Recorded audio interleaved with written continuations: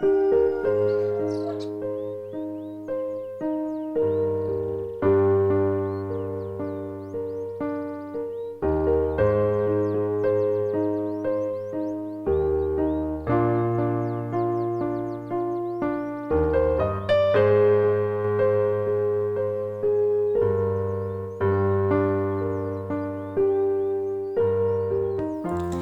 be like Jesus, training children a sacred responsibility.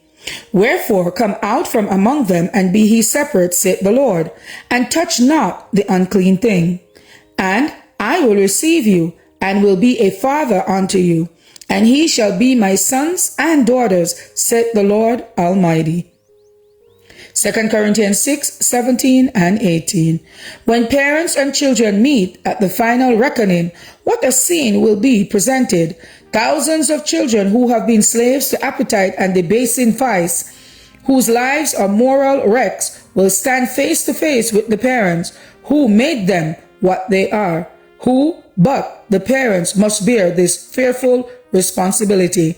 Did the Lord make these youth corrupt? Oh no. Who then has done this fearful work? Were not the sins of the parents transmitted to the children in perverted appetites and passions? And was not the work completed by those who neglected to train them according to the pattern which God has given? Just as surely as they exist, all these parents will pass in review before God. Satan is ready to do his work. He will not neglect to present allurement which the children have no will or moral power to resist. I saw that through his temptation, he is instituting ever-changing fashions and attractive parties and amusements that mothers may be led to devote their time to frivolous matters instead of to the education and training of their children. Our youth need mothers who will teach them from the cradle to control passion, to deny appetite, and to overcome selfishness. They need line upon line, precept upon precept, here a little and there a little. Women should fill the position which God originally designed for her, as her husband's equal. The world needs mothers who are mothers not merely in name, but in every sense of the word.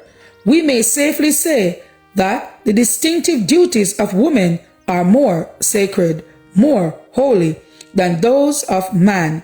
Let woman realize the sacredness of her work and, in the strength and fear of God, take up her life mission.